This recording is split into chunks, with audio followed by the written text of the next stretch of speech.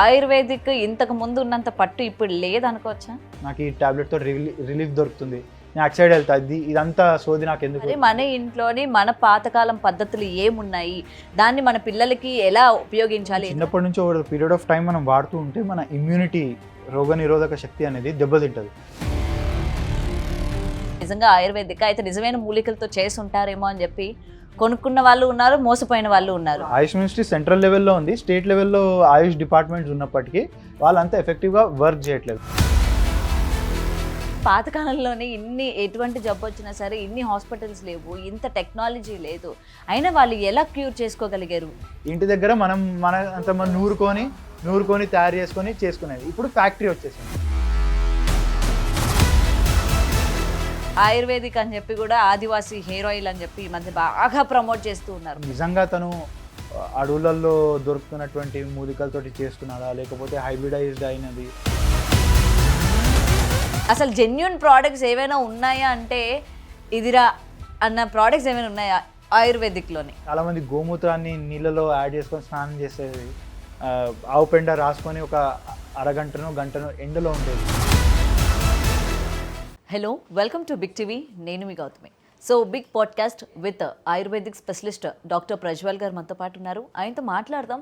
And present ఆయుర్వేదిక్కి సంబంధించి అలాగే పాతకాలంలో పద్ధతుల్ని ఇప్పుడు ఎందుకు పాటించట్లేదు, ప్రజలు అసలు ఎక్కువ శాతం ఇంగ్లీష్ మందులకి అండ్ హాస్పిటల్స్కి ఎందుకు ప్రిఫరెన్స్ ఇస్తున్నారు, సో ఇలా నాకున్న కొన్ని డౌట్స్ని ప్రజ్వల్ గారితో మాట్లాడదాం, తెలుసుకునే ప్రయత్నం చేద్దాం. నమస్తే అండి.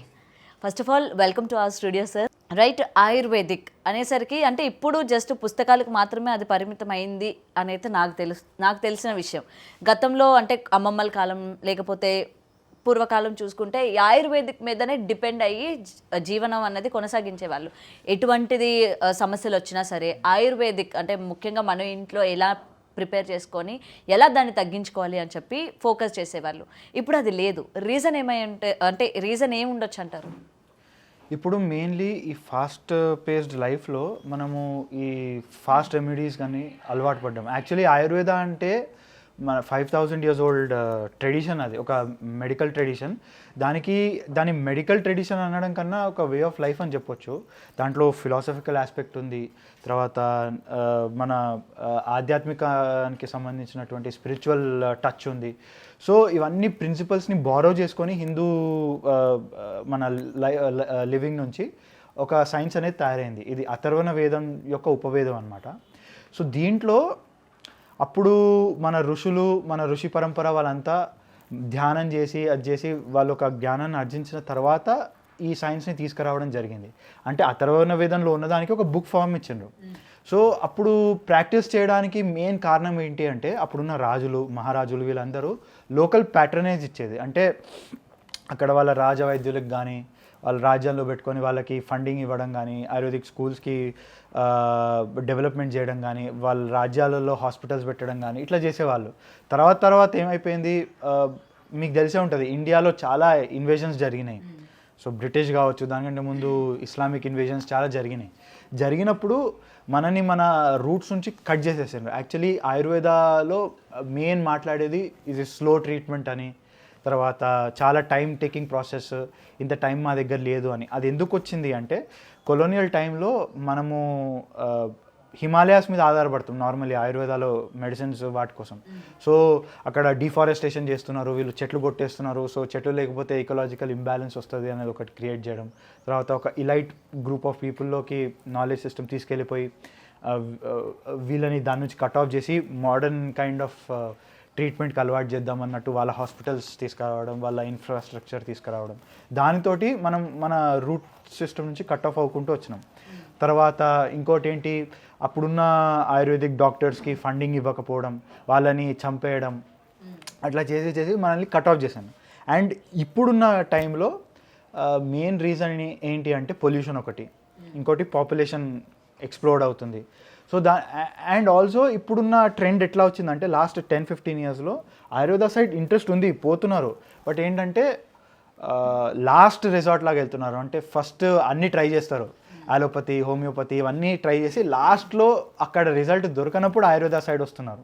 అంటే వాళ్ళ డిసీజ్ ముదిరిపోయిన తర్వాత లేకపోతే లాస్ట్ స్టేజ్లో ఉన్నప్పుడు వస్తున్నారు. వచ్చి అప్పుడు రిజల్ట్ కావాలి అంటే రిజల్ట్ రాలేకపోతుంది. ఇంకో రీజన్ ఏంటి అంటే ఈ ఆర్గానిక్ లివింగ్ అని, ఆర్గానిక్ ఫార్మింగ్ అని బాగా ఇప్పుడు ట్రెండీ టాపిక్ అది. సో దానికి తగ్గట్టు ఏమైపోయింది, మన హర్బ్స్, న్యాచురల్ హర్బ్స్ ప్రొడక్షన్ అనేది పెరగాలి, కమర్షియలైజేషన్ జరుగుతుంది. సో దానికి హైబ్రిడైజేషన్ అనేది స్టార్ట్ చేసింది ఇప్పుడు. సో ఆ హైబ్రిడైజేషన్లో ఈ మెడిసినల్ హర్బ్స్ ఏదైతే ఉన్నాయో వాటి వాల్యూస్ అనేది పడిపోతుంది, దాని కెమికల్ కాంపోజిషన్ పడిపోతుంది, దాని పొటెన్సీ దెబ్బతింటుంది. సో అదొక మెయిన్ రీజన్ అన్నమాట అప్పుడు ఆయుర్వేదాకి ఇప్పుడు ఉన్న ఆయుర్వేదాకి తేడా. అండ్ ఇంకొకటి కంపెనీస్, ఇప్పుడు రోజు ఒక కొత్త కంపెనీ వస్తుంది. సో వాళ్ళు మార్కెట్లో సస్టైన్ కావడానికి వాళ్ళు ఆయుర్వేదాలో చెప్పబడిన ఆ ఫార్మాట్స్ని యూజ్ చేసుకోకుండా వాళ్ళు కొత్త కొత్త పద్ధతుల ద్వారా రీసెర్చ్ చేసుకుంటూ, రీసెర్చ్ బేస్డ్ అని చెప్పేసి దాంట్లో స్టిరాయిడ్స్ మిక్స్ చేయడము అట్లా చేసేసి ఫాస్ట్ గ్రోయింగ్ ఉంటుందని చెప్పేసి చేస్తున్నారు. దాంతో పబ్లిక్ అనేది డిస్సాటిస్ఫై అవుతున్నారు అనమాట. ఈ ఫేక్ ఆయుర్వేద అంటే ఫేక్, దానికి సైంటిఫిక్ ఇది లేదు అనేసి. So that is the main reason. Okay, ఇప్పుడు ఆయుర్వేదిక్ నేర్చుకున్న వాళ్ళు కావచ్చు, లేకపోతే దాన్ని ప్రజలకి అందజేయాలి, జెన్యున్ ప్రోడక్ట్స్ ఏవైతే ఉంటాయో ప్రజలకి అందజేయాలి అనుకున్నప్పుడు వాళ్ళకి ఇటు హాస్పిటల్స్ కానీ ఏవి కూడా సపోర్ట్ ఉండవా సార్? అంటే సపోర్ట్ అంటే స్టెరాయిడ్స్ లాంటివి యాడ్ చేస్తేనే ఇప్పుడున్న వాటికి అంత స్టామినా ఉంటుందా? అవి యాడ్ చేయకపోతే ఉండవా? సో స్టిరాయిడ్స్ అనేది జనరలీ ఫాస్ట్ రిజల్ట్స్ కోసం వాడుతున్నారు. సో దాని మీద ఎటువంటి రెస్ట్రిక్షన్స్ లేవా అంటే గవర్నమెంట్స్ దాంట్లో ఇది చేసుకోవాలి. కానీ ఇప్పుడు ఏమైపోయింది, చాలా ఫార్మస్యూటికల్ కంపెనీస్ వాటి యొక్క నెట్వర్క్ పెరిగిపోయింది. ఇప్పుడు మీరు కోవిడ్ టైంలో చూసుంటే చాలామంది ఆయుర్వేదిక్ డాక్టర్స్, ఈవెన్ రామ్దేవ్ బాబా వీళ్ళు కొన్ని డ్రగ్స్ తీసుకొని వచ్చాను, కొరోనిల్ కిట్ అని చెప్పేసి. అది ప్రివెన్షన్ కోసం తీసుకొచ్చాను. But you know how they worked against him. అంటే మొత్తం ఒక ఎంటిటీ లాగా వాళ్ళు వెనకబడి మీది ప్రూఫ్ లేదు, అది లేదు అని మాట్లాడి వాళ్ళని బతకనీయకుండా చేయడం, అది సో కామన్ అయిపోయింది ఆ ప్రాక్టీస్. సో సార్ ఈ టైంలోనే, అంటే పర్టికులర్గా ఈ కరోనా టైంలోనే ఒక వ్యక్తి కూడా ఆయుర్వేదిక్గా నేను క్యూర్ చేస్తానని చెప్పి కూడా అప్పుడు ప్రజలందరికీ ఆయుర్వేదిక్ మెడిసిన్స్ కూడా ఇవ్వడం స్టార్ట్ చేశారు కదా. దాని ద్వారా క్యూర్ అయిపోతుంది, మళ్ళీ అసలు రాదు అని చెప్పగానే జనాలు అందరూ క్యూ కట్టారు. అది నిజమేనా? అది ఆయన క్యూర్ అంటే ఇప్పుడు కరోనా లాంటి డిసీజెస్కి ఆయుర్వేదాలో ఎటువంటి మెన్షన్ చేసి లేదు. బట్ దానికి సంబంధించిన సిమిలర్ డిసీజెస్ని మనము దోష ఫార్మాట్లో తీసుకున్నప్పుడు ఉంది. అయితే దాన్ని క్యూర్ చేసుకోవచ్చా అంటే ఆయుర్వేదిక్ ఉన్నాయి. దాని పరంగా చెప్పినట్టు సంహితాల్లో, గ్రంథాల్లో చెప్పినట్టు ఆ ఫార్మాట్ యూజ్ చేసుకొని మనం డ్రగ్స్ తయారు చేసుకుంటే క్యూర్ కన్నా మనము దాన్ని ప్రివెంట్ చేసుకోవచ్చు. అండ్ అది ఇంకా మనకి ఇంకా డ్యామేజ్ కాజ్ చేయకుండా మనం జాగ్రత్తలు తీసుకోవచ్చు. సో దానికి కరెక్ట్ చెక్స్ అండ్ బ్యాలెన్సెస్ మనం పాటించుకోవాలి. ఓకే, సో అందుకనే అంటే ఇప్పుడు బేసిక్గా అందరూ కూడా మీరు అన్నట్టు ఇందాక ఎక్కువ శాతం అటు హాస్పిటల్స్కి కావచ్చు వీటికి ఎక్కువ ప్రిఫరెన్స్ ఇస్తున్నారు. ఆయుర్వేదిక్ ఇంతకు ముందు ఉన్నంత పట్టు ఇప్పుడు లేదనుకోవచ్చా? పట్టు అంటే దానికి 2 రీజన్స్ ఉన్నాయి. ఒకటి, ఇప్పుడు మీకు ఒక ఎగ్జాంపుల్ ఇస్తా. ఒక పేషెంట్ ఎవరన్నా నా దగ్గరకు వచ్చింది అనుకోండి సపోజ్, లేదా మీరు డాక్టర్ మీ దగ్గరకు వచ్చింది అనుకోండి, తను ఏమంటాడు, నాకు గ్యాస్ట్రైటిస్ ప్రాబ్లం ఉంది అంటాడు. సో మనం ఏం చేస్తాం, ఒక ప్యాంటాప్ లేదా ఒక యాంటాసిడ్ ట్యాబ్లెట్ ఇస్తాం వాడికి ఇమీడియట్ రిలీఫ్ అయిపోతుంది. అదే వాడు ఒక ఆయుర్వేదిక్ డాక్టర్ దగ్గరకు వస్తే మేమేం చెప్తాం, నీకు గట్ క్లెన్సింగ్ చేసుకోవాలరా బాబు, ఒక 5 to 7 days ప్రొసీజర్ ఉంటుంది, నీకు రిపీటెడ్ గ్యాస్ట్రైటిస్ ప్రాబ్లం ఉంది కాబట్టి ఇట్లా ఘృతం తీసుకోవాలి, గీ తీసుకోవాలి, medicated ghee for the span of 7 days ఇట్లా చేసుకోవాలంటే వాడు అంటాడు, నాకు దగ్గర అంత టైం లేదు, నాకు ఈ ట్యాబ్లెట్తో రిలీఫ్ దొరుకుతుంది, నేను అటు సైడ్ వెళ్తా, ఇదంతా సోది నాకు ఎందుకు డైలీ అని వాళ్ళు పబ్లిక్ కూడా అట్లా చేంజ్ ఆఫ్ మైండ్ సెట్ వచ్చేసింది వాళ్ళకి. కానీ ఏది మంచిది అంటారు, ఇది మంచిదా లేకపోతే మీరు చెప్తున్న ప్రాసెస్? ఇప్పుడు ఆయుర్వేదాలో రూట్ కాజ్ నుంచి పనిచేస్తుంది. దాంట్లో అయితే సిమ్టమాటిక్ రిలీఫ్ ఉంటుంది మీకు. సో సిమ్టమాటిక్ రిలీఫ్ కోసం ఎక్కువ మంది పబ్లిక్ ఇవాళ మక్కువ చూపుతున్నారు కాబట్టి చాలామంది ఇప్పుడు చాలా కొత్త కంపెనీస్ ఆయుర్వేదాలు వచ్చినప్పుడు వాళ్ళు కూడా ఆ సిమ్టమాటిక్ రిలీఫ్ కోసము స్టిరాయిడ్స్ యాడ్ చేయడము లేదా ఆర్టిఫిషియల్ ప్రిజర్వేటివ్స్ యాడ్ చేయడం చేసి కొంచెం చేస్తున్నారు. దానివల్ల ఆయుర్వేదిక్ మెడిసిన్స్ అనేది దెబ్బతింటున్నాయి దాని పొటెన్సీ. కానీ సార్ ఇప్పుడు ఆయుర్వేదిక్లోని అన్ని జబ్బులకి ఉన్నదా మెడిసిన్స్? అన్ని జబ్బులకి అంటే మెయిన్లీ డిసీజ్ని మనము 3 కేటగిరీస్లో డివైడ్ చేస్తాం. దాన్ని వాత, పిత్త, కఫ అని ఒక ఉంటుంది. దాన్ని పిల్లర్స్ ఆఫ్ ఆయుర్వేద అంటారు. సో ఏ డిసీజ్ ఉన్నా ఫస్ట్ మేము ఎట్లా చూస్తామంటే పేషెంట్ మా దగ్గరికి వచ్చినప్పుడు వాడిని డయాగ్నోస్ చేయాలి. ఏ విధంగా డయాగ్నోస్ చేయాలి? ఒక 3 స్టెప్ ఫార్ములా ఉంది, దాన్ని త్రివిధ పరీక్ష అంటారు. అంటే దర్శన, స్పర్శన, ప్రశ్న. అంటే వాడిని అబ్జర్వ్ చేయాలి ఫస్ట్, వాడికి ఏమేమి ప్రాబ్లమ్స్ ఉన్నాయి ఏంటి అని మొత్తం అబ్జర్వ్ చేసి, తర్వాత స్పర్శన అంటే టచ్ ద్వారా వాడికి ఇన్ఫ్లమేషన్స్ ఉందా, లేకపోతే ఎక్కడన్నా టెంపరేచర్ వార్మ్త్ ఉందా అది చూస్తాం. తర్వాత ప్రశ్న అంటే క్వశ్చన్ చేయడం, వాడికి నీకు ఎక్కడ ప్రాబ్లం ఉంది, ఏం ప్రాబ్లం ఉంది అని చేసుకొని ఒక నిర్ధారణకు వచ్చి మనము ఒక అనలైసిస్ చేసుకోవడం. తర్వాత ఇంకొకటి వచ్చేసి అష్టవిధ పరీక్ష అని. అదేంటి అంటే నాడీ చూస్తాం. తర్వాత మూత్ర అంటే మన స్టూల్ ఎగ్జామినేషన్ చేస్తాం. తర్వాత యూరిన్ ఎగ్జామినేషన్ చేస్తాం. తర్వాత జిహ్వ టంగ్ చేస్తాము.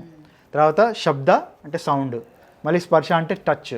తర్వాత వచ్చేసి ఐ దృక్ అండ్ ఆకృతి అంటే వాడి బాడీ బిల్ట్ ఎట్లా ఉంది అది చూస్తాం.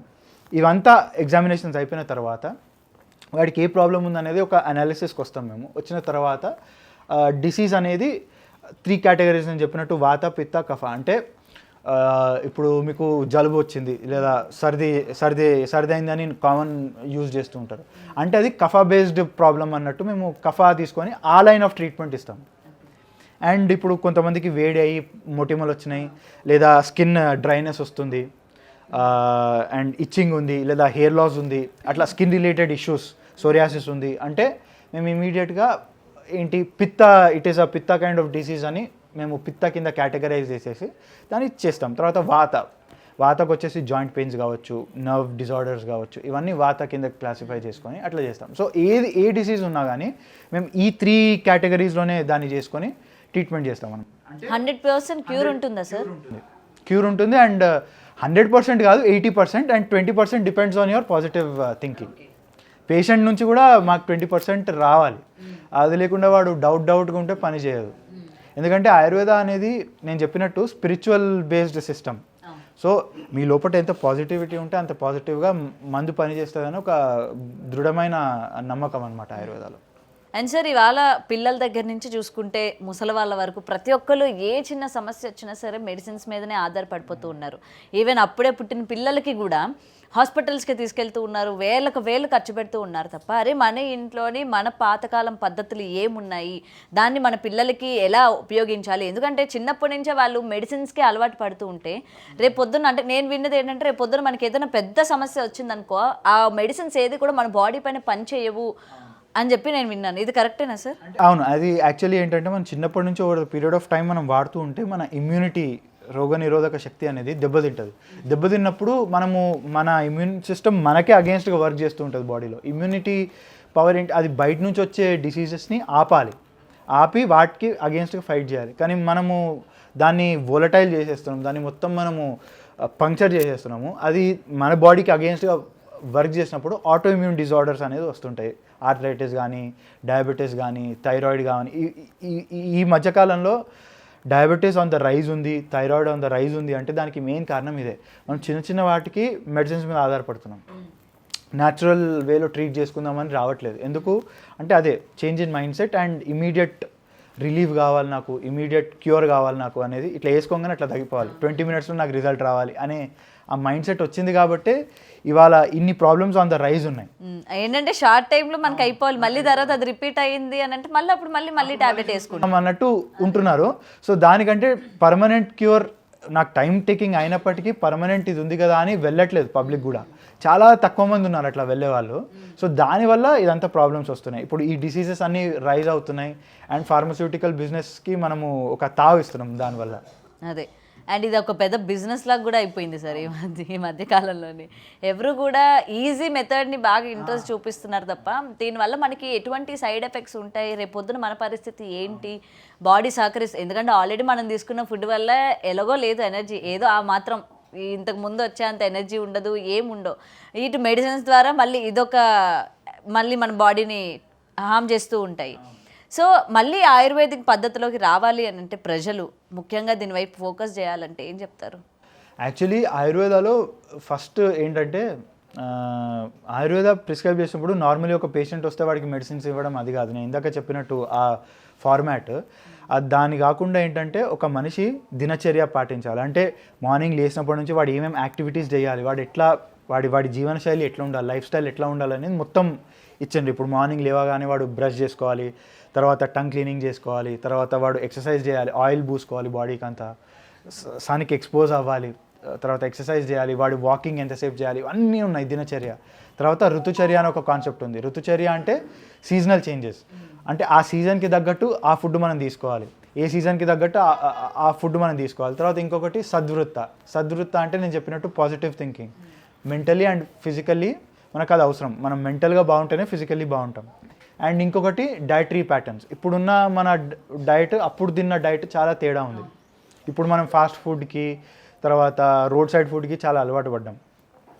అప్పుడు అట్లాంటి ఫుడ్ లేదు, మనం ఆర్గానిక్గా పండించిన ఫుడ్ అది తినేవాళ్ళం, అండ్ కెమికల్ ఫ్రీ ఫుడ్ తినేవాళ్ళం. ఇప్పుడు అంతా పెస్ట్, కెమికల్ ఇండ్యూస్డ్ ఫుడ్స్ తింటున్నాం. సో ఇవన్నీ మారాలి అంటే మళ్ళీ ఇప్పుడు ఒక ట్రెడిషన్ వచ్చింది, మళ్ళీ going back to our roots అనేది ఒక కాన్సెప్ట్ వచ్చి ఇప్పుడు ఆర్గానిక్ లివింగ్ వచ్చింది కాబట్టి, సో దాన్ని మనము అది ఆయుర్వేద తోటి ఒక ప్యారలల్ అలైన్డ్ సైన్స్. ఆయుర్వేదకి మన సేంద్రియ వ్యవసాయానికి చాలా దగ్గర సంబంధం ఉంది. సో మళ్ళీ మనం అటు సైడ్ వెళ్తే తప్ప మనకి 100% రిజల్ట్స్ వస్తాయి. ఇప్పుడు కూడా 60%, 70% రిజల్ట్స్ వస్తాయి, మిగతాది డిపెండ్స్ ఆన్ దట్ ఇండివిజువల్. అట్లా ఇంకొకటి సార్, ఎక్కువ శాతం మెయిన్ లేడీస్కి సంబంధించి అడుగుతున్నా. లేడీస్ ఎక్కువగా శ్రద్ధ పెట్టేది అందం మీద. అండ్ ఇది కూడా ఈ మధ్య కాలంలోని ఆ ప్రోడక్ట్స్ అని, ఈ ప్రోడక్ట్స్ అని, ఇది వాడండి, అది వాడండి అని చెప్పి చాలా వరకు రిజల్ట్ చూస్తే 0. అండ్ దీంతో పాటు మళ్ళీ మనకి ఎక్స్ట్రా వచ్చేవి సైడ్ ఎఫెక్ట్స్. ఫేస్ పాడైపోవడం, తక్కువ ఏజ్లోనే ముసలుగా కనిపించడం, అంటే మొత్తం కూడా ఏం లేనట్టు ఒక కళ లేకుండా కనిపించడం. పాతకాలంలో చూస్తే వాళ్ళు ఇప్పటికీ కూడా ఏజ్ అయిపోయినా సరే ఎంత కళగా కనిపిస్తూ ఉంటారు. దీనికి ఏం చెప్తారు అసలు? మళ్ళీ అదే మన లైఫ్ స్టైల్ ప్యాటర్న్ ఒకటి, స్లీప్ ప్యాటర్న్ ఒకటి, స్ట్రెస్. ఇవాళ స్ట్రెస్ మెయిన్ కన్సర్న్ అయిపోయింది. అండ్ ఇంకొకటి లేడీస్ అన్నారు కాబట్టి, లేడీస్లో ఇవాళ రేపు మేజర్ కన్సర్న్ వాళ్ళ మెన్స్ట్రువల్ సైకిల్ అనేది చాలా డిస్టర్బ్డ్గా ఉంటుంది, ఒక ప్యాటర్న్ పరంగా ఉండలేదు. అది మెయిన్ ఏంటంటే వాళ్ళ స్లీప్ లేకపోవడం, వర్క్ స్ట్రెస్ ఒకటి, తర్వాత ఎడ్యుకేషన్ స్ట్రెస్ ఒకటి, తర్వాత స్లీప్ ఇంబ్యాలెన్స్ ఒకటి, అండ్ ఇంకొకటి మన ఈ ఫుడ్ డైట్ ప్యాటర్న్.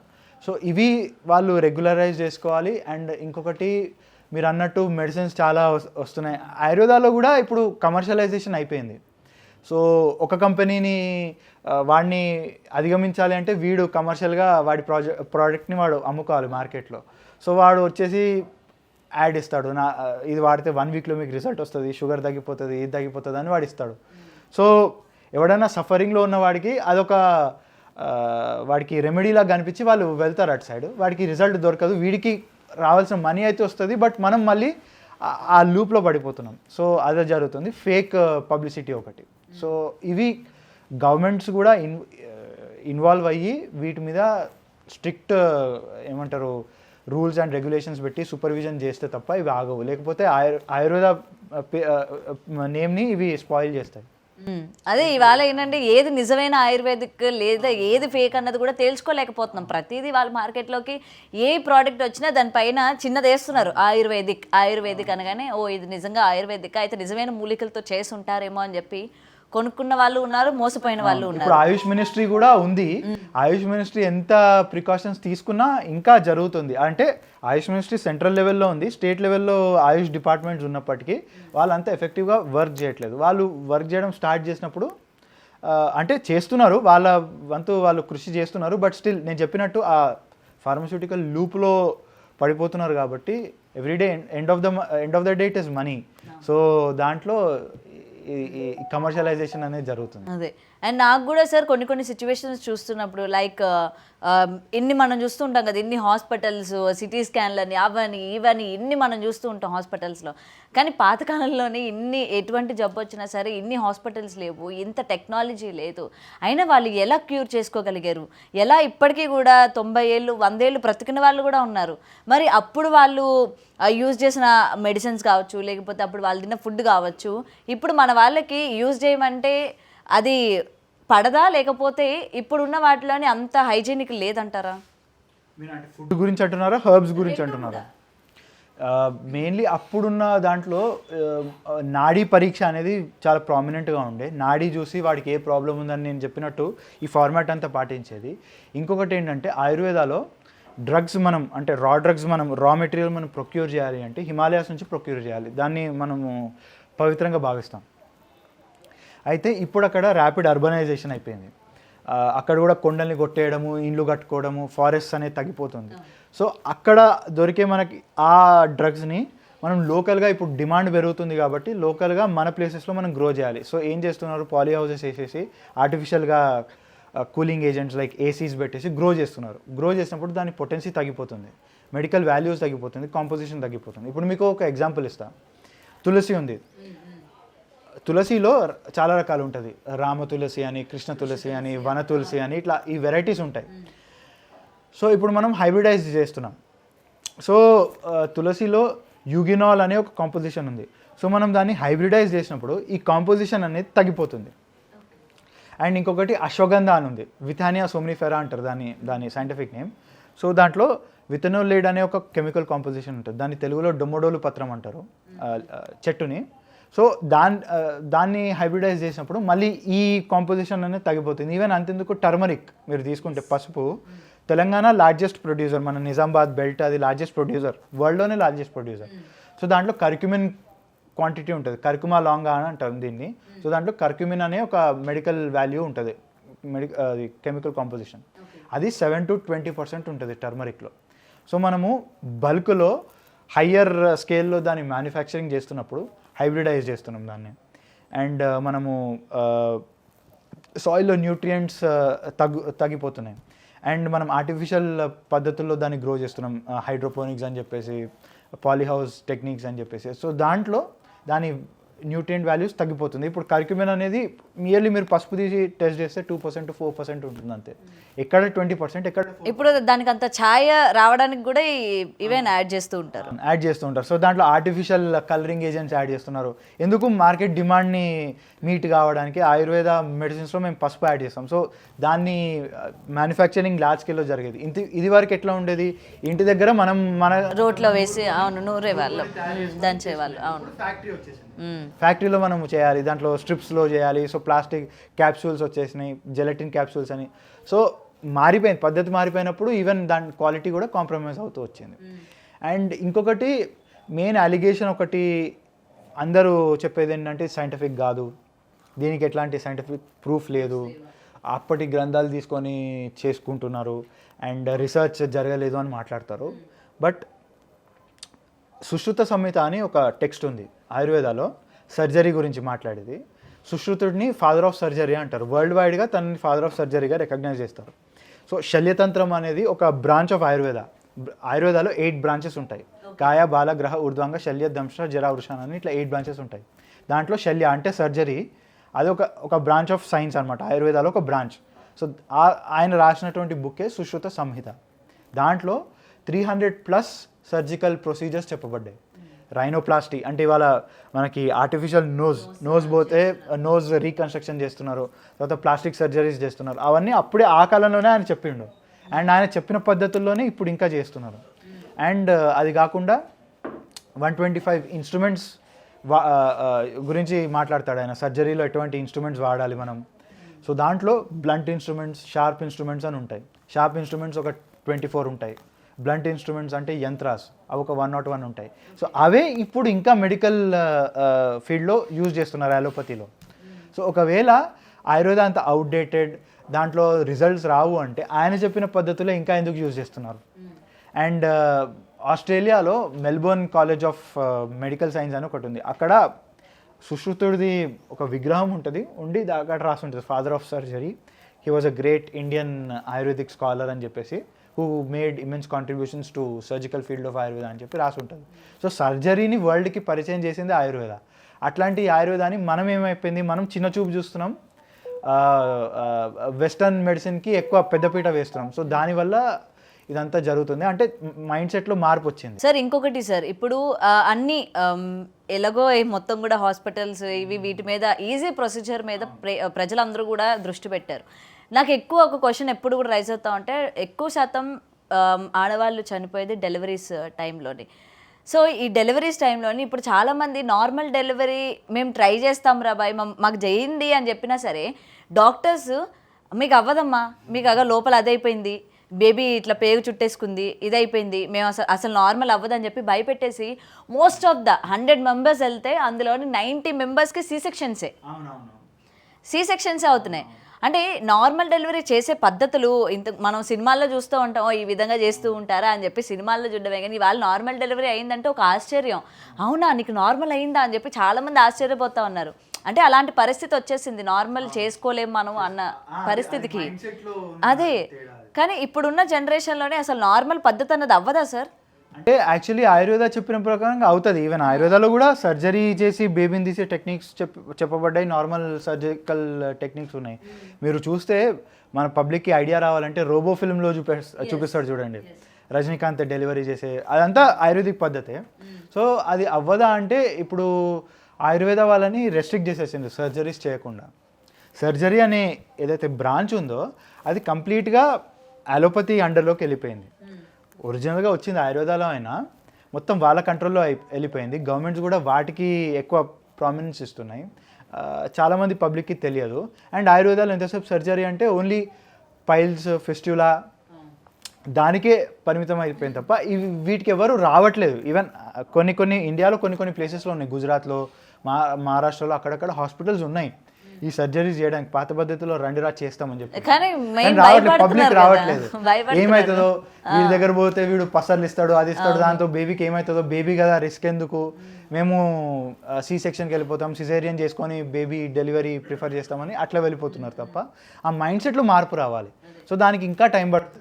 కానీ ఇప్పుడు డాక్టర్స్ కూడా మేము ఆ పసరు తాగేమండి, ఈ పసరు తాగేమండి, ఇప్పుడు పెయిన్ వస్తూ ఉన్నా లేకపోతే ఈ ప్రెగ్నెన్సీ టైంలోని ఏదొచ్చినా సరే మాకు సంబంధించిన ఆయుర్వేదిక్కి మేము ఈ పసరు తీసుకున్నాం, ఇది తీసుకున్నామన్నా వాళ్ళు ఖండిస్తూ ఉన్నారు. మీరు ఎందుకు అలాంటివన్నీ ఎందుకు చేస్తున్నారు, లోపల బేబీకి ఏమైనా అయితే ఏంటి అని చెప్పి వాళ్ళు బెదిరిస్తూ ఉన్నారు. అంటే అవును మన పాతకాలం పద్ధతి అది బెస్టే నమ్మ, మెడిసిన్కి రాకుండా మీరు అది తీసుకోవడం బెస్ట్ అని చెప్పి డాక్టర్స్ నుంచి రావట్లేదు మెయిన్. సో అందుకని ప్రజల్లో కూడా ఆ చైతన్యం కలగట్లేదు అని నేను ఏమంటారు, అంతేనా? ఇంకొకటి ఏంటంటే ఇప్పుడు ఆయుర్వేదిక్ మెడిసిన్స్ వాడుతున్నప్పుడు మెయిన్ వచ్చే అలిగేషన్ ఏంటి అంటే ఒకటేమో నేను చెప్పినట్టు సైంటిఫిక్గా లేదు, రిసర్చ్ జరగట్లేదు అని. సో దానికి ఇచ్చిన ఎగ్జాంపుల్ నేను ఇచ్చేసిన, కౌంటర్ చేసిన. ఇంకొకటి మెయిన్ అలిగేషన్ ఏంటి అంటే ఈ మందులు వాడితే వీళ్ళ లివర్ పైన ఎఫెక్ట్ అవుతుంది, కిడ్నీ పైన ఎఫెక్ట్ అవుతుంది, దాంట్లో చాలా మెటల్స్ యూజ్ చేస్తాం. మెటల్స్ యూజ్ చేసేది వాస్తవమే, యూజ్ చేస్తాం. మర్క్యూరీ కానీ, గోల్డ్ కానీ, సిల్వర్ కానీ ఇవి యూజ్ చేస్తాం, చాలా రకాల మెటల్స్, మినరల్స్ యూజ్ చేస్తాం. బట్ ఆయుర్వేదాలోనే ఒక బ్రాంచ్ ఉంది, రసశాస్త్ర భైషజ్య కల్పన అని ఒక సబ్జెక్ట్ ఉంటుంది. ఇప్పుడు మేము చదివినప్పుడు కూడా మా సెకండ్ ఇయర్లో ఉండేది. అదేంటి అంటే రసశాస్త్ర అంటే కంప్లీట్ ఈ మెటల్స్, మెటలర్జీ గురించి డీటెయిల్గా మాట్లాడుతుంది. అంటే దాన్ని మనం మెడిసిన్స్లోకి ఎట్లా యూజ్ చేయాలి, ఎట్లాంటి మెడిసిన్స్ తయారు చేయాలి అని చెప్పేసి.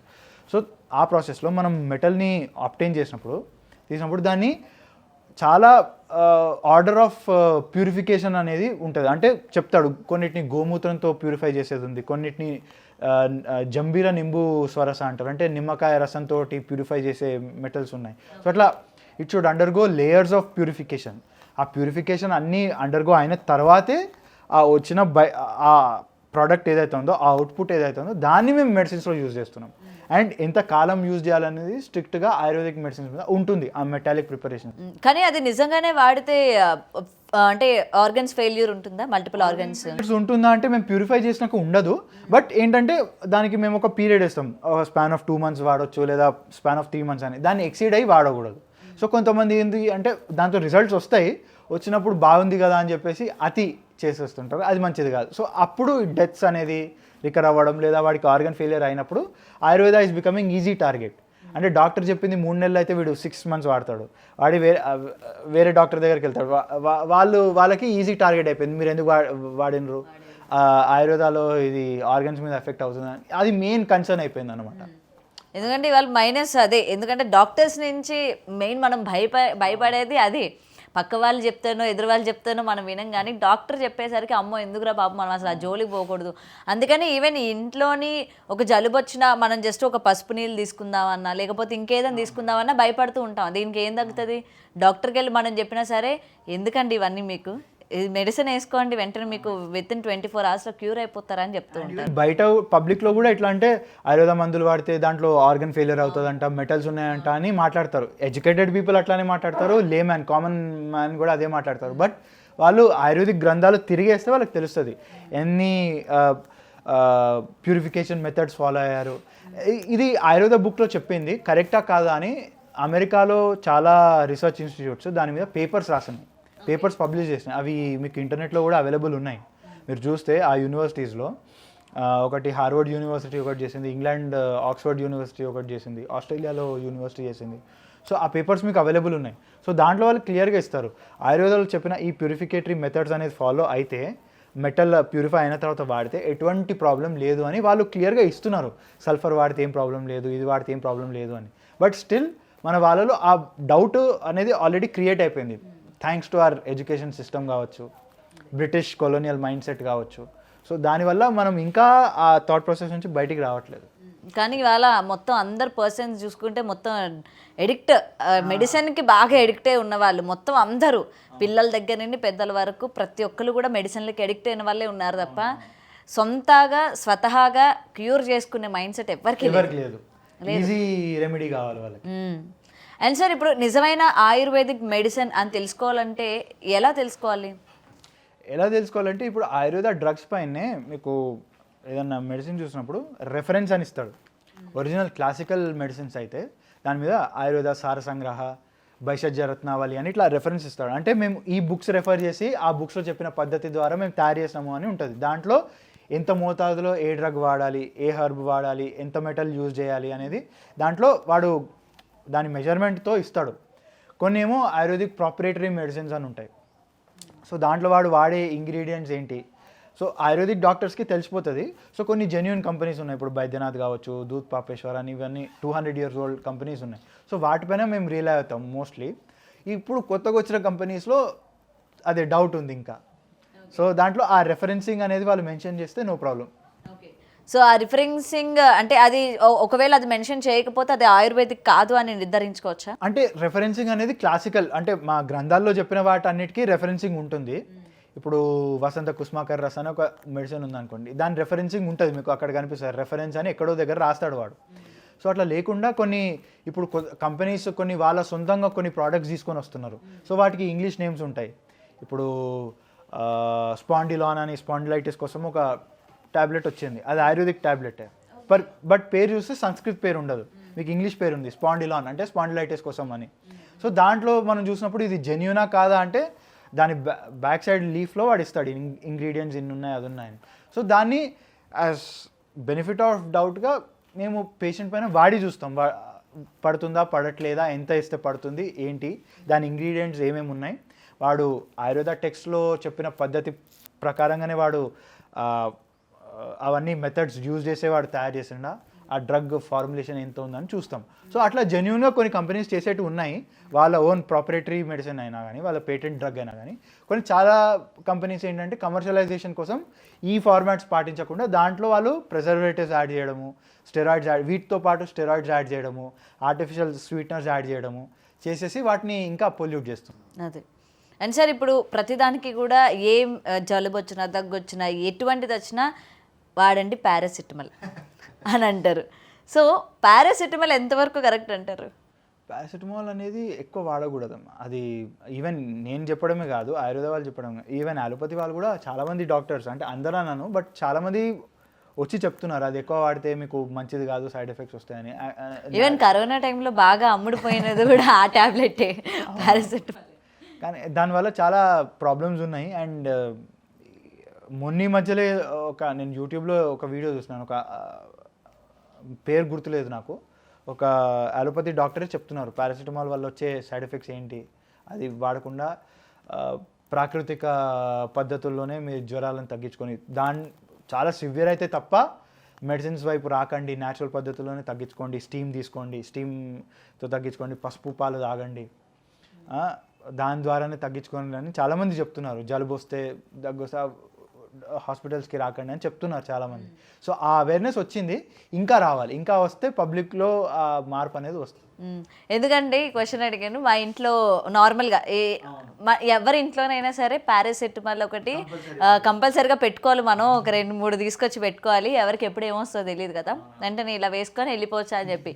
అంటే దానికి అంత ఇంపార్టెన్స్ ఇస్తున్నారు అనమాట పారాసెటమాల్ ఈరోజు అందరి లైఫ్లోని మెయిన్ రోల్ పోషిస్తుంది. అన్నిటికీ ఒకటే మందు మనకి ఇది క్యూర్ చేసేస్తుంది అని చెప్పి కూడా. సో అసలు దాని వెనక ఉన్న ఫ్యాక్ట్ ఏంటి, ఎందుకు పారాసిటమాల్ వాడాలి, అన్నిటికీ ఒకటే అంటున్నారు మళ్ళీ.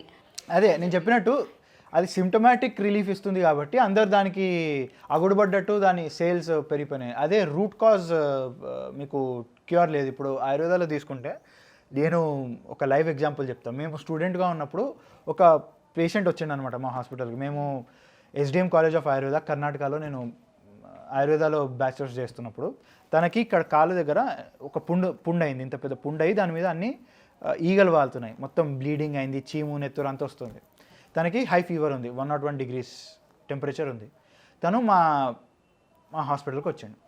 మేము అక్కడ పోస్టెడ్ అయి ఉన్నాం, మేము ఇంటర్న్షిప్ చేస్తూ ఉన్నాం. అప్పుడు మా సార్ వచ్చేసి తనకి పారాసిటమాల్ అవేమి ఇవ్వకండి, తనకి జ్వరం వచ్చింది కదా తనని అడ్మిట్ చేసుకోండి. అడ్మిట్ చేసుకున్నాం. అడ్మిట్ చేసుకొని తనకి ఏంటంటే బెడ్షీట్ ఒక థిక్ బ్లాంకెట్ ఇచ్చేసినాము. బ్లాంకెట్ ఇచ్చేసి కప్పుకొని పడుకో, ఫ్యాన్ ఆఫ్ చేసేసి కప్పుకొని పడుకో, అండ్ నీకు పసుపు పాలు ఇచ్చేస్తామని పసుపు పాలు ఇచ్చేసినాం. సో తాగినాక ఒక 1/2 hour 1 hour తర్వాత జ్వరం జారింది. అయితే తన హిస్టరీలోకి వెళ్తే తను ఏంటి జ్వరం వస్తుంది కదా అని చెప్పి పారాసిటమాల్ తీసుకోవడం, తగ్గించుకోవడం, టెంపరీ తగ్గడం, మళ్ళీ రావడం. బట్ రూట్ కాజ్లోకి వెళ్తే రీజన్ ఏంటి తెలుసా? ఎక్కడైనా పుండు ఉంది కదా, ఆ పుండు వల్ల తనకి ఫీవర్ వస్తుంది. తనకి స్వతహాగా ఫీవర్ లేదు, ఆ పుండు వల్ల తనకి ఫీవర్ వస్తుంది. సో మనం ట్రీట్ చేయాల్సింది ఆ పుండుని ట్రీట్ చేస్తే జ్వరం తగ్గుతుంది. ఇప్పుడు నార్మల్గా మేము వాడిన ఆ పసుపు నీళ్ళు యాంటీసెప్టిక్, పసుపులో ఆ క్వాలిటీస్ ఉన్నాయి. అండ్ ఉష్ణం శీతల అనే ఒక కాన్సెప్ట్ ఉంటుంది. అంటే వేడితోనే తగ్గాలి. అందుకే ఏన్షియంట్ టైమ్స్లో మన అమ్మమ్మలు మన నాన్నమ్మలు చెప్తారు, జ్వరం వచ్చిందంటే ఎండలో నిలబడిపో అని.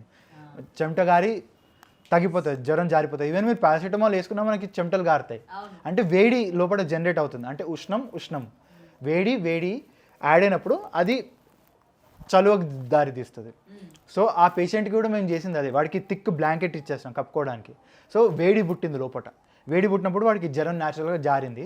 అండ్ మనం పసుపు ఇచ్చినాం, వాడికి ఇంటర్నల్ హీలింగ్ కోసం పసుపు పాలు ఇచ్చినాం. సో అది తగ్గింది. దాని తర్వాత వాడికి మేము ఆ స్కిన్ డిసీజ్ ట్రీట్ చేసినాము, తగ్గిపోయింది. మళ్ళీ జ్వరం అనేది రికవర్ కాలేదు. సో రూట్ కాజ్ అనేది అక్కడ ఉంది. సో ఆయుర్వేద ఇట్లా వర్క్ అవుతుంది. సో సిమ్టమాటిక్గా కాకుండా రూట్ కాజ్లోకి వెళ్ళి వర్క్ చేస్తుంది. బట్ ఏంటంటే టైం, ఓపిక అనేది ఉండాలి. నిజమే, మనకి వెంటనే అయిపోవాలి, ఇవాళ తగ్గిపోవాలంటే.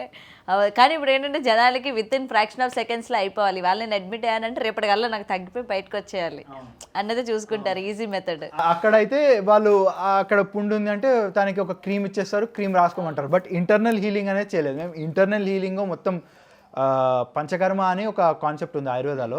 It is also branch of Ayurveda. అంటే కాయ చికిత్స అనే ఒక బ్రాంచ్లో అది వస్తుంది. సో దాంట్లో ఏంటంటే వమనం, విరేచనం అని చెప్పి ఉంటాయి. సో అదంతా గట్ క్లెన్సింగ్ అనమాట. విరేచనం వచ్చేసి గట్ క్లెన్సింగ్. నేను చెప్పినట్టు గీ కన్జ్యూమ్ చేయాలి.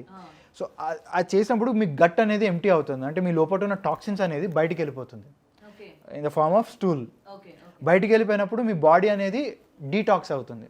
సో మళ్ళీ హీలింగ్ అనేది పెరిగిపోతుంది బాడీలో. సో అట్లా హీలింగ్ ప్రాసెస్ అనేది మీ బాడీ స్వతహాగా హీల్ చేసుకోవడానికి ఆయుర్వేదం తోడ్పడుతుంది. మీ బాడీకి ఒక క్యాటలిస్ట్గా పనిచేస్తుంది అనమాట. సో దానివల్ల రిజల్ట్ వచ్చింది మాకు. సో తనకి విదిన్ స్పాన్ ఆఫ్ 15 daysలో we could see change. So slow అంటారు, బట్ 15 daysలో మేము తనకి ఇంతున్న వూండ్ ఇంత తగ్గిపోయింది, 70% తగ్గిపోయింది.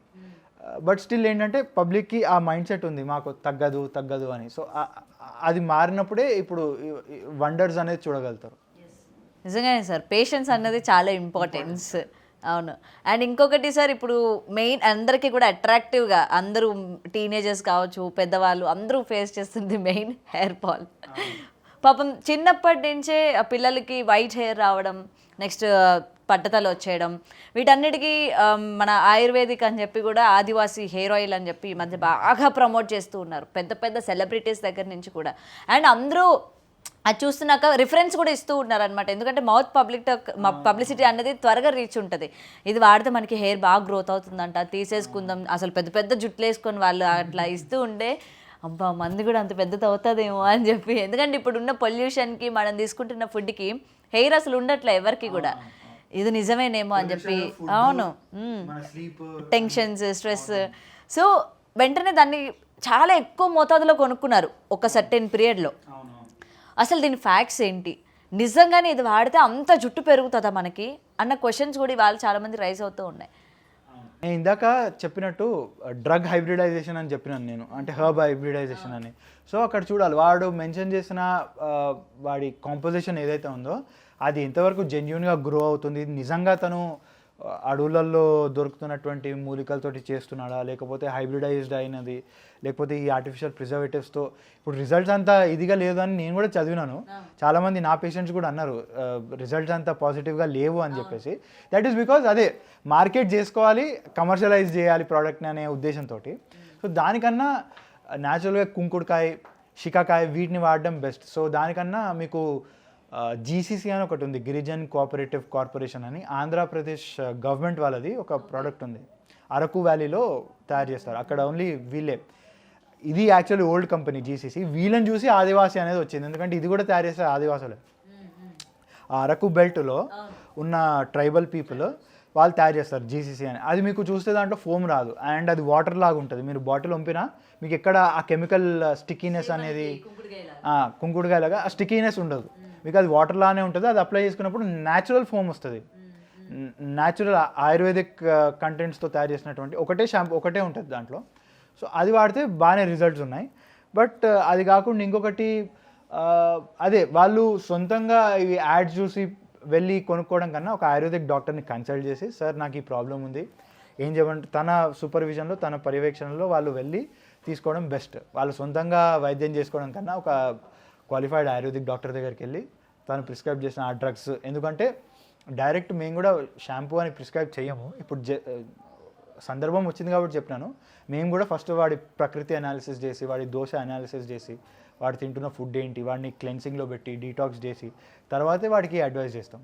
సో వాళ్ళు ఏదున్నా సొంతంగా టీవీలో యాడ్ వచ్చింది కదా అని చెప్పి తీసుకోవడం కన్నా ఒక ఆయుర్వేదిక్ డాక్టర్ని కన్సల్ట్ చేసి అక్కడ తీసుకోవడం బెస్ట్. సో అంటే ఇందులో జరుగుతున్న మోసాల గురించి ఏం చెప్తారు మరి? అంటే ప్రజలు ఆ విధంగా మోసపోతూ ఉన్నారు త్వరగా. మనకి ఇప్పుడు ప్రజలు ఫేస్ చేస్తున్న దీన్ని బాగా టార్గెట్ చేశారు. హెయిర్ అన్నది ఇప్పుడు ప్రతి ఒక్కరు ఇంటికి ఒకరు ఉన్నారు అసలు ఫేస్ చేస్తున్న వాళ్ళు. సో మెయిన్ దీన్ని ఒక బిజినెస్ లాగా చేసుకొని, ఎందుకంటే దాన్ని ప్రమోట్ చేసిన వాళ్ళల్లో కొంతమంది చెప్పడం కూడా జరిగింది అది ఫేక్ అని చెప్పి కూడా. సో ప్రజలు అసలు ఏ విధంగా నమ్మాలంటే ఏం చెప్తారు సార్? మామూలుగా ఇంట్లోనే ఉన్న పద్ధతులతో మనం ఎట్లా గ్రో చేసుకోవాలి? కుంకుడుకాయలు తెచ్చుకొని, షికాకాయలు తెచ్చుకొని ఇంట్లోనే షాంపూ న్యాచురల్ పద్ధతిలో చేసుకోవడానికి చాలా ఈజీ. చేసుకోవడం కూడా వాటిని ఉడకబెట్టేసి దాన్ని చేసుకోవడం చాలా ఈజీ. సో దాని ద్వారా చేసుకున్న షాంపూ చాలా బెనిఫిషియల్. ఇంకా ఈ ఎటువంటి ఇప్పుడు చాలా ఆర్గానిక్ అనే పేరుతోటి వేరే మీకు స్టిక్కరింగ్ తోటి మీకు ఎక్కడ కూడా దాన్ని లైసెన్సింగ్ ఏమి ఉండదు. ఆర్గానిక్ షికాకాయ షాంపూ, ఆర్గానిక్ కుంకుడుకాయ షాంపూ అని చాలా మార్కెట్లో ఇప్పుడు అవైలబుల్ ఉన్నాయి. బట్ దాంట్లో మళ్ళీ వాడు కెమికల్ కాంపోజిషన్ యూజ్ చేస్తున్నాడు, artificial soap content, soap base అనేది వాడుతున్నాడు ఫోమ్ రావడానికి. సో అది కూడా మంచిది కాదు. వాడు ఏం వాడుతున్నాడు అనేది దాని మీద మెన్షన్ చేయడు వాడు. సో దానికంటే ఇంట్లో యూజ్ చేసుకోవడం బెటర్. ఇంట్లో ఉన్న ఈ ఇంగ్రీడియంట్స్ తెచ్చుకొని ఇంట్లో చేసుకోవడం బెటర్. లేదా prefer GCC product or Ayurveda doctor దగ్గరికి వెళ్ళి వాళ్ళు చెప్పిన ప్రిస్క్రైబ్ చేసిన అది వాడడం మంచిది, మేలు అంతే. కాకపోతే ఫాస్ట్ రిజల్ట్స్ రావాలి అంటే ఇంకా మనం ఏం చేయలేము. అదే అంటారా? కానీ చాలామంది మోసపోయారు సార్. ఎందుకంటే పాపం దాని తర్వాత చాలామంది బయటకు వచ్చి మాట్లాడిన వాళ్ళు కూడా ఉన్నారు. ఎందుకంటే మాకు జెన్యున్గా మనకు అక్కడ ఇంకోటి మనకి ఇన్స్టా రీల్స్ అవి చూస్తూ ఉంటే ఆయుర్వేదిక్ మూలికలు అవి తీసుకొచ్చి మందారం అక్కడ ఇవన్నీ తయారు చేసి ఒక ఆయిల్ ప్రిపేర్ చేస్తున్నట్టు కూడా మనకి చూపిస్తూ ఉంటారు. దాన్ని కూడా వాళ్ళు ప్రమోట్ చేస్తూ ఉన్నారు. మేము ఇగోండి ఇంత జెన్యున్గా తీసుకొస్తున్నాము, మొత్తం ఈ ఆకులు, జామాకులు, లేకపోతే హైబిస్కస్వి ఇవన్నీ మేము తీసుకొచ్చి చేస్తున్నాము, ఇదే మీ జెన్యున్, ఇది ఇప్పుడు ఉన్న జనరేషన్ వాళ్ళకి ఉపయోగపడుతుంది, మీరు వాడండి అని చెప్పి కూడా చూపిస్తారు. కొంతమంది ఎట్లా ఉన్నారంటే చెప్పినట్టు నిజంగా ఆయుర్వేదిక్ టెక్స్ట్లోంచి చూసి వాడు వీడియో పర్పస్ కోసం వాడు అది చేసి చూపిస్తాడు. But end of the day ఆ వీడియో తర్వాత వాడి ప్రోడక్ట్ బయటకు వచ్చే వాడు నిజంగా చేస్తున్నాడా జస్ట్ మార్కెటింగ్ టెక్నిక్ అనేది నోబడీ నోస్. అంటే వాడు జస్ట్ పబ్లిక్ని అట్రాక్ట్ చేయడానికి మేము ఇట్లా ఆయుర్వేదంలో చెప్పినట్టు ఇట్లా ఈ పద్ధతి పాటించి చేస్తున్నాం అని చెప్పినప్పటికీ ఒరిజినల్గా ప్రోడక్ట్ బయటకు వచ్చిన వరకు సేమ్ మళ్ళీ అదే రిజల్ట్ ఉంటుంది. రీజన్ బీయింగ్ అదే, వాడు అట్రాక్ట్ చేసుకుంటున్నాడు, డబ్బులు సంపాదించుకుంటున్నాడు. సో అంతా కమర్షియలైజేషన్ అయిపోయింది. కానీ మా అమ్మాయిలకి కొంచెం చెప్పండి సార్, అమ్మాయిలకైనా అబ్బాయిలకైనా యంగ్స్టర్స్కి అసలు ఏం వాడితే బాగుంటుంది, హెయిర్కి కావచ్చు, బ్యూటీనెస్కి కావచ్చు, అసలు జెన్యున్ ప్రోడక్ట్స్ ఏవైనా ఉన్నాయా అంటే ఇదిరా అన్న ప్రోడక్ట్స్ ఏమైనా ఉన్నాయా ఆయుర్వేదిక్లోని? బ్యూటీకి సంబంధించి న్యాచురల్గా చెప్పాలి అంటే ఆయుర్వేదాలో కానీ మన భారతీయ పద్ధతిలో ఇప్పుడు చెప్తే చాలామంది తీసుకుంటారో తీసుకోరో తెలియదు, బట్ ఆవు పేడ ఉంటుందా దాన్ని అప్పట్లో మట్టిలో మిక్స్ చేసి ఒంటికి రాసుకునేది, దాంతో మంచి గ్లో వస్తుంది బాడీలో. అది కాకుండా ముల్తానీ మిట్టి అని దొరుకుతుంది, దాంతో కూడా మంచి గ్లో బ్యూటీ అనేది వస్తుంది. అది ఈవెన్ మనం హెయిర్కి కూడా రాసుకోవచ్చు. అండ్ చాలా న్యాచురోపతిక్ టెక్నిక్స్ ఉన్నాయి, అంటే ప్రాకృతిక చికిత్స అంటారు, అది ఇప్పుడు ఆయుర్వేదం సపరేట్ అయింది, ఒకప్పుడు ఆయుర్వేదంలో పార్టే అది. సో చాలామంది గోమూత్రాన్ని నీళ్ళలో యాడ్ చేసుకొని స్నానం చేసేది, ఆవు పెండ రాసుకొని ఒక అరగంటనో గంటనో ఎండలో ఉండేది. సో దాంట్లో ఏంటంటే ఆవు పేడ అంటే మన దేశవాళీ ఆవు పేడలో చాలా క్రిమిసంహారకమైనటువంటి క్వాలిటీస్ ఉంటాయి. సో దాని ద్వారా మన బాడీలో ఉన్న జర్మ్స్, మనకు కనపడిన జర్మ్స్ చాలా ఉంటాయి అవుటర్ స్కిన్ పైన కూడా, సో అవన్నీ చచ్చిపోతాయి, టాక్సిన్స్ అనేది వెళ్ళిపోయి మనకి గ్లో అనేది వస్తుంది, స్మెల్ వస్తుంది అనే రీజన్ తోటి మనం వాడడం, బట్ యాక్చువల్లీ అవే మంచిది. అదొకటి. తర్వాత సున్నిపిండి అని చెప్పేసి మన ఊళ్ళలో మనము స్నానం చేయడానికి వాడతాం, ఓన్లీ భోగి రోజు మాత్రమే దాన్ని ఉపయోగిస్తారు సున్నిపిండిని. అది కూడా యాక్చువల్లీ చాలా మంచిది బాడీకి, ఈ సోప్స్ కన్నా అది చాలా బెటర్. అసలు అది వాడితే చాలా మంచి రిజల్ట్స్ ఉంటాయి. ఇప్పుడు అంత గోయింగ్ బ్యాక్ అనే దాంట్లో సిద్ధార్థక స్నాన చూర్ణం అని ఆయుర్వేదంలో దొరుకుతుంది. సో అది కూడా ఇదే సేమ్, సిద్ధార్థక స్నాన చూర్ణం అని దొరుకుతుంది. సో స్నానం చేసే ముందు ఆ పౌడర్ని కొంచెం వాటర్ మిక్స్ చేసేసి ముద్దలా చేసుకొని బాడీకి రాసుకోవడం, దాంతో మంచి రిజల్ట్స్ ఉన్నాయి, గ్లో కూడా ఉంది. అండ్ ఈవెన్ ఫేస్ పైన కూడా ఎటువంటి మీకు డ్రైనెస్ కానీ అది కానీ ఉండదు. సో అది దాంతోపాటు ఈవెన్ డైటరీ ఇది కూడా రాగి సంగటి, అంబలి. So going back to our roots చేస్తే చాలా మంచి రిజల్ట్స్ ఉంటాయి యూత్కి. మీరు ఇప్పుడు ఇలాంటివి చెప్తే సోపులు, షాంపూలు, కాస్మెటిక్స్ ఇవన్నీ ఏమైపోవాలి, మొత్తం కూడా మోసేసి పక్కన పెట్టేయాలి మళ్ళీ. అండ్ ఇంకొకటి ఏంటంటే ఇప్పుడు మిల్లెట్ బేస్డ్ ఫుడ్ అనే కాన్సెప్ట్ వచ్చింది. మిల్లెట్ టిఫిన్స్ అని, బ్రేక్ఫాస్ట్లు, అది మంచి కాన్సెప్ట్ యాక్చువల్లీ. అంటే మన పూర్వీకులు అవే తిన్నారు, మన నాయనమ్మలు మన అమ్మమ్మలు రాగి సంగటి తాగేది, జొన్న అంబలి తాగేది, జొన్న రొట్టెలు తినేది, సజ్జ రొట్టెలు తినేది. సో వాళ్ళు చాలా జొన్న గట్క, సో అవన్నీ ఇప్పుడు మళ్ళీ బ్యాక్ వెళ్తున్నాం కాబట్టి అది చాలా మంచిది. అది తింటే మనకి ఇమ్యూనిటీ బూస్టర్ కూడా, అండ్ ఆల్సో మనకి ఏంటి డిసీజ్ ఫైటింగ్ కెపాసిటీ పెరుగుతుంది, షుగర్ కంట్రోల్లో ఉంటుంది, బీపీ కంట్రోల్లో ఉంటుంది. So end of the day health benefits చాలా ఉన్నాయి. సో ఆ dietary once in a while out side food తినడం ఓకే, బట్ వాళ్ళ ఫుడ్ని దీంతో రీప్లేస్ చేసుకోవడం బెస్ట్ అని నేను సజెషన్. సార్ నేను మీతో మాట్లాడుతూ ఉంటే నాకు ఒకటి స్ట్రైక్ అయిందనమాట. అంటే పెళ్ళి టైంలో ఏంటంటే మంచి గ్లోయింగ్ రావాలి, ఇన్స్టెంట్గా మనకి రావాలి అని అంటే ఏం చేయాలంటే కొంతమంది నాకు ప్రిఫర్ చేశారు వీకో టర్మరిక్. ఓకేనా? సో ఆ వీకో టర్మరిక్ వాడుతున్నంతసేపు అంటే కంటిన్యూస్గా వాడుతూ ఉంటే అసలు చాలా గ్లో వచ్చేది, ఫేస్ అసలు చాలా బాగా అనిపించేది, మొత్తం ఫేస్ అంతా ఎల్లోగా చాలా అందంగా కనిపించేది. అది వాడడం మానేసిన తర్వాత అసలు ఫేస్లా కాదు కదా, గ్లో కాదు కదా, ఏమీ లేదు. ఈ వీకో టర్మరిక్లో ఉన్న రహస్యం ఏం చెప్తారు? అంటే అది చాలా ఓల్డ్ ప్రోడక్ట్, అది ఇప్పుడు కాదు, 80s 90s నుంచి వచ్చిందని కూడా బహుశా. చాలా అప్పట్లో జెన్యున్గా ఉండేది, 80s 90s పీరియడ్లో చాలా జెన్యున్గా ఉండేది. మళ్ళీ ఇప్పుడు అదే చెప్తున్నా కదా, దాని గురించి ఎప్పుడైతే మౌత్ పబ్లిసిటీ పెరిగిపోయిందో సో వాడు కమర్షియలైజేషన్ చేయడం స్టార్ట్ అయ్యి, సో దాంట్లో చేంజెస్ వచ్చినాయి, ప్రోడక్ట్లో చేంజెస్ వచ్చినాయి, హర్బ్లో చేంజెస్ వచ్చినాయి, పొల్యూషన్ ఒకటి, గ్రోయింగ్ టెక్నిక్స్ ఒకటి, ఫార్మింగ్ టెక్నిక్స్ ఒకటి, అవన్నీ మారుతూ ఉన్నప్పుడు దాంట్లో కూడా క్వాలిటీ అనేది మార్పులు వచ్చినాయి, కెమికల్స్ యాడింగ్ అనేది వచ్చింది. వాడు బల్క్లో తయారు చేయాలి, ఇవాళ రేపు ఇంత పబ్లిక్ డిమాండ్ని మీట్ కావాలంటే వాడు కూడా అవును ఇన్స్టెంట్ కదా. సో దాంట్లో చేంజెస్ వచ్చి ఇట్లా అవుతుంది. ఎందుకంటే మా పేరెంట్స్ చెప్పేవాళ్ళు వీకో టర్మరిక్ వాడు అప్పుడు బాగుండేది రిజల్ట్స్, ఇప్పుడు మారిపోయిందని నేను చాలామంది నుంచి విన్నా. ఎందుకు ఆ చేంజెస్ అంటే ఇదే రీజన్. సో ఏదైనా జనాలు పెరుగుతున్న కొద్దీ, డిమాండింగ్ పెరుగుతున్న కొద్దీ దానిలో ఉన్నది తగ్గిపోతూ ఉంటుంది అనమాట. ఓకే. సో ఏదైనా సరే అసలు జనాలు ఎలా మోసపోతున్నారు, రీసెంట్గా చాలా చూస్తూ ఉన్నాం, ఆయుర్వేదిక్ అని చెప్పి ఆ పేరు తీసుకొచ్చి ఎన్ని ప్రోడక్ట్స్ జనాల్లోకి తీసుకెళ్తూ ఉన్నారు. జనాలు కూడా ప్రజెంట్ వాళ్ళు ఫేస్ చేస్తున్న వాటి మీదే ఇది మనకి సొల్యూషన్ అని చూపించేసరికి వాళ్ళు కూడా ముందు వెనక ఆలోచించట్లా, వాడేసి తర్వాత బాధపడుతూ ఉన్నారు, తర్వాత బయటకు వస్తూ ఉన్నారు, అయ్యో మేము ఇది వాడాము, అయ్యో ఇలా అయిపోయింది, మా హెయిర్ మొత్తంకి పోయింది, నా ఫేస్ పోయింది అని చెప్పి. ఒక రకంగా అది ఆయుర్వేద మీద ఒక బ్లాక్ మార్క్. ఇట్లా చేయడం వల్ల ఆయుర్వేదాకి చెడ్డ పేరు వస్తుంది, వీళ్ళు చేయబట్టి ఆయుర్వేదాకి చెడ్డ పేరు వస్తుంది. ఈ ఫేక్ పబ్లిసిటీ, ఫేక్ మార్కెటింగ్ వల్ల జెన్యున్గా ఉన్న ఆయుర్వేదిక్ ప్రాక్టీషనర్స్ కావచ్చు, జెన్యున్గా ఉన్న కంపెనీస్ కావచ్చు, చాలా ఓల్డ్ కంపెనీస్ ఉన్నాయి ఆయుర్వేదాలో, ట్రస్టెడ్ కంపెనీస్ ఉన్నాయి. ఇప్పుడు మీకు ఎగ్జాంపుల్ ఇస్తా, చ్యవన్ప్రాష్ అని మీకు బాగా పబ్లిసిటీ చేస్తారు. చ్యవన్ప్రాష్ తీసుకుంటే ఇమ్యూనిటీ బూస్టర్ అని. రియల్గా ఆయుర్వేదాలో ఇమ్యూనిటీ బూస్టరే, no doubt about it.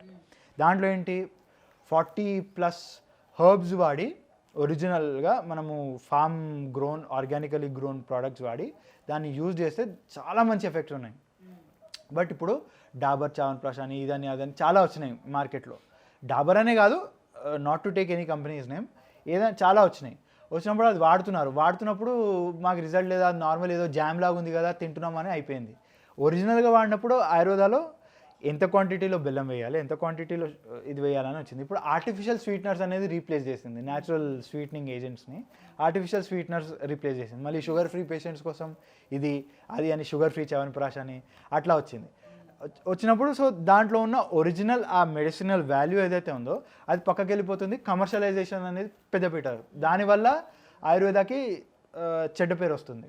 So ఇది నేను చ్యవన్ప్రాష్ ఎగ్జాంపుల్ చెప్పడానికి ఏంటంటే, చాలామంది అంటారు చ్యవన్ప్రాష్తో ఏం యూజ్ లేదు, మీరేమో ఇమ్యూనిటీ బూస్టర్ అని. సో మేమే దాన్ని కౌంటర్ చేయలేకపోతున్నాం. చాలామందికి చ్యవన్ప్రాష్లో ఇంత కల్తీ జరుగుతుంది. సో అట్లా చాలా ఆయుర్వేదిక్ ప్రోడక్ట్స్ ఉన్నాయి డైలీ యూజ్లో, టూత్ పేస్ట్ దగ్గర నుంచి ప్రతిదీ కూడా. అవును, అట్లా అయిపోయింది.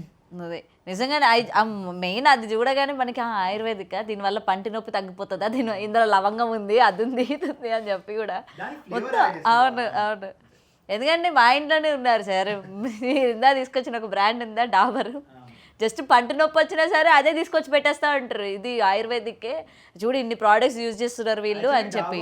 మీకు డాబర్ రెడ్ అని మీకు పౌడర్ దొరుకుతుంది, అది చాలా బాగా పనిచేస్తుంది. బట్ అగైన్ వేరే కంపెనీస్ అట్లాంటి సిమిలర్ ప్రోడక్ట్తో వచ్చినప్పుడు చేయలేకపోతున్నారు. ఇప్పుడు ఆ డాబర్ది చాలా పేరున్న కంపెనీ, చాలా ఓల్డ్ కంపెనీ, 80-90 years హిస్టరీ ఉంది. సో దాంట్లో ఇప్పుడు అన్ని కంపెనీస్లో కొన్ని డ్రగ్స్ చాలా బాగుంటాయి.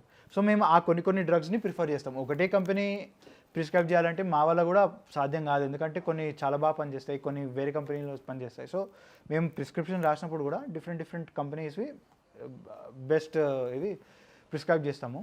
సో డాబర్ రెడ్ టూత్ పౌడర్ని చాలా కంపెనీస్ ఇమిటేట్ చేసినాయి.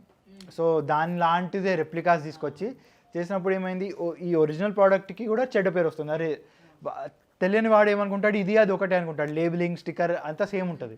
సో కంపెనీ నేమ్ స్లైట్గా డిఫర్ అయిపోయి ఉంటుంది. సో దానివల్ల ఆయుర్వేదాకి చెడ్డ పేరు వస్తుంది, ఆ కంపెనీకి చెడ్డ పేరు వస్తుంది. సో ఇదంతా అదే మార్కెటింగ్ స్ట్రాటజీస్, టెక్నిక్స్. అంతే సార్, ఇవాళ చెప్పుకుంటూ పోతే చాలా ఉన్నాయి ఇందులోని. ఇప్పుడు మనం ఎక్కువ చెప్తే కూడా కంపెనీస్ మన ఇంకా పడతాయి. ఇప్పుడు పండుగ సార్ మంచిదేగా మనకి, అసలు ఏం వాడుతున్నారు, ఏం చేస్తున్నారు అని చెప్పి మొత్తం ప్రజలకి తెలుస్తుంది. అండ్ మీలాంటి వాళ్ళు బయటకు వచ్చి ఇన్ఫర్మేషన్ ఇస్తేనే ఈరోజు చదువుకున్న వాళ్ళందరికీ కావచ్చు, వాళ్ళు వేరే వాళ్ళకి చెప్పాలన్నా అసలు ఇందులో ఏంటి మోసాలు జరుగుతున్నాయి, వీళ్ళు మనల్ని ఎలా అట్రాక్ట్ చేస్తున్నారు అని చెప్పి కొంచెమైనా జాగ్రత్త పడతారు. ఆల్రెడీ అన్నీ కల్తీ, ఇప్పుడు మనం డబ్బులు పెట్టి కొన్నవి కూడా కల్తీ అని అంటే ఏం చేస్తాం చెప్పండి. ప్రజలు ఈ విధంగా వెళ్ళిపోతున్నారు. మనం ఇంత పెద్ద వేలు ఖర్చులు పెడతా ఉంటారు, ట్రీట్మెంట్లు చేసుకుంటూ ఉంటారు, ఇవన్నీ అయిపోయిన తర్వాత ఒక ట్రీట్మెంట్కి పోతారు, అక్కడ ఫెయిల్యూర్ అవుతారు. మొత్తం అంతా కూడా ఎక్కడ కూడా సాటిస్ఫాక్షన్ లేదు, అంతా కల్తీ అయిపోయింది. అండ్ ఇంకొకటి ఏంటంటే ఆయుర్వేదిక్ మెడిసిన్స్ కాస్ట్లీ అంటారు, but actually speaking ayurvedic medicines costly కాదు, బట్ మనుషుల దాంట్లో అది అయిపోయింది. ఎందుకంటే ఇన్సూరెన్స్ కవరేజ్ అనేది చాలా ఆయుర్వేదిక్ హాస్పిటల్స్లో రాదు. బ్యాంక్స్ కూడా ఆయుర్వేదిక్ ట్రీట్మెంట్స్కి ఇన్సూరెన్స్ కవరేజ్ అనేది వాళ్ళ పాలసీలో ఉండదు. ఓన్లీ అలోపతిలో మీరు పెద్ద సూపర్ స్పెషాలిటీ హాస్పిటల్స్ అడ్మిట్ అయినప్పుడు వచ్చే కవరేజ్ తప్ప దీంట్లో రాదు. సో పేషెంట్కి ఆ బర్డన్ పడుతుంది, సో నేను పెట్టింది క్లెయిమ్ చేసుకోలేను అనేసి. అండ్ ఇంకొక మెయిన్ రీజన్ ఏంటి అంటే ట్రీట్మెంట్స్ టైం టేకింగ్ అని ఒకటి చెప్పినాను. అండ్ ఇంకొకటి మనం పేషెన్స్ ఇవ్వాలి, అంత ఇది లేదు అండ్ నేను ఇంత డబ్బులు షెల్ అవుట్ చేయాలి, నాకు రిజల్ట్ వస్తుందో రాదో అని ఆ ఒక నెగటివ్ థాట్ వల్ల వాళ్ళు దీనికి మక్కువ చూపెట్టలేకపోతున్నారు. మెయిన్ అదే. బట్ ఏంటంటే ఇప్పుడు మీకు ఒక ఎగ్జాంపుల్ చెప్తాను. పైల్స్, ఫిస్టులా ఉందా దాన్ని మీరు ఆయుర్వేదాలో అయితే రికరెన్స్కి 0% స్కోప్ ఉంటుంది. అదే మీరు వేరే మెడికల్ పద్ధతుల్లో అలోపతి దాంట్లో వెళ్తే వాళ్ళు చేసే అడ్వాన్స్డ్ ప్రొసీజర్స్ ద్వారా కూడా వాళ్ళు క్లియర్గా చెప్తారు రికరెన్స్ అనేది పాసిబిలిటీ ఉంది అని. బట్ ఆయుర్వేదాలో లేదు. ఎందుకంటే మేము ఇప్పటికీ సర్జరీ సుశ్రుతుడు చెప్పిన ఫార్మాట్లోనే చేస్తున్నాము.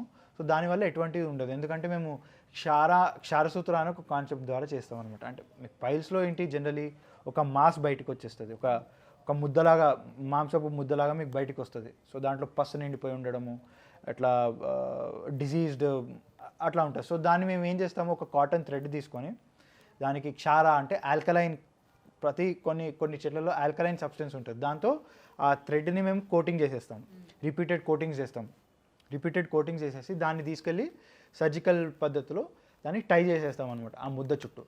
సో ఇప్పుడు హరిద్ర అంటే పసుపు క్షారం కావచ్చు, లేదా అపమార్గ క్షార అని చెప్పి అంటారు. అపమార్గ క్షార కూడా ఒక ఉంది. సో దాని ద్వారా ఏంటంటే టై చేసినప్పుడు ఆ మాంసపు ముద్దలో ఉన్నటువంటి పస్ అనేది ఏదైనా డ్రైన్ అయిపోతూ ఉంటుంది. సో మీకు మినిమల్ ఇన్వేజివ్ అంటే పెయిన్ ఉండదు అండ్ అంత మేజర్ సర్జరీ చేయాల్సిన అవసరం లేదు.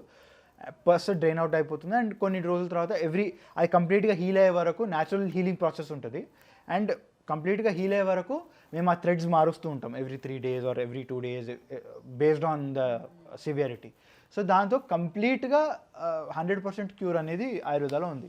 సో ఈ పద్ధతిలో ఇప్పటివరకు సక్సెస్ రేటే హై ఉంది, బట్ ఫెయిల్యూర్స్ చాలా తక్కువ ఉన్నాయి. డాక్టర్ నెగ్లిజెన్స్ తప్ప ఈ ప్రొసీజర్లో 100% సక్సెస్ రేట్ ఉంది. సో ఇట్లా చెప్తే చాలా ఉన్నాయి ఆయుర్వేదాలో, బట్ ఏంటంటే తెలియట్లేదు జనాలకి. అదే మెయిన్ సక్సెస్ రేట్ ఉంటుంది అన్న విషయం తెలియదు వాళ్ళకి, అందుకనే వెనకడుగేస్తూ ఉంటారు మెయిన్ ప్రిఫరెన్స్ ఇవ్వడానికి కూడా. అండ్ ఇంకొకటి ఏంటంటే ఆయుర్వేదిక్ మందులు తీయగా ఉండవు, చేదుగా ఉంటాయి, అదొకటి. సో నేను ఈ చేదు కషాయాలు తాగలేను, ఈ చేదు టేస్ట్ అంటారు. But end of the day anything that is sweet is harmful. మీకు తెలిసిందే కదా, స్వీట్స్ మంచిది కాదు. సో చేదున్నదే మన బాడీకి మంచిది. అండ్ ఈవెన్ ఇంకొకటి ఏంటంటే ఇప్పుడు ఆర్గానిక్ అని నేను చెప్పినప్పుడు organic cold pressed wooden pressed oils వస్తున్నాయి. అండ్ ఆర్గానిక్ పద్ధతిలో అవి వాడు ఆ మషిన్లో చేసే పిండ్లు అవన్నీ వస్తున్నాయి, అవన్నీ కాస్ట్లీ. సో నేను అంత డబ్బులు పెట్టి ప్రిఫర్ చేయలేను అని ఒకటి వచ్చింది. But if you want luxury you need to pay. So Ayurveda treatment is also ఆ లగ్జరీ ట్రీట్మెంట్. మీకు రూట్ కాజ్ నుంచి కావాలంటే కాస్ట్లీ ఇన్ ద సెన్స్ ఉంది, కాస్ట్లీ కొన్ని కమర్షియలైజేషన్ వల్ల కాస్ట్లీ అయిపోయింది. అండ్ ఈవెన్ చాలామంది ఏంటంటే డాక్టర్స్ కూడా మేము ఆ ట్రీట్మెంట్ చేయాలి అంటే ప్లేస్ని రెంట్ అవుట్ చేసుకోవాలి. సో రెంట్స్ మీట్ అవ్వాలి. ఇప్పుడు ఎగ్జార్బిటెంట్ రెంట్స్ ఉన్నాయి. అండ్ ఆ చేసే థెరపిస్ట్కి శాలరీస్ ఇవ్వాలి అండ్ కరెంట్ బిల్ అవన్నీ. సో దానివల్ల ఎక్సీడ్ అయిపోతుంది. But Ayurveda is a permanent solution అంతే. సో ఏదైనా సరే దీని నుంచి ఏంటంటే ప్రజలకి కొంచెమైనా అవగాహన కలగాలి. And what is right, what is wrong, దేన్ని మనం నమ్మాలి, దేన్ని నమ్మకూడదు అని చెప్పి కూడా తెలుసుకోవాలి అని చెప్పి ఇవాళ మీ ఇన్ఫర్మేషన్ని నేను కొంచెం తీసుకున్నాను, జనాలు కొంచెం ఇచ్చాను. ఎనీవే, అండ్ మీ వాల్యుబుల్ టైంని మాకు కేటాయించినందుకు కూడా thank you so much sir, and thanks for the information. Thank you. For more videos like this, subscribe Big TV channel.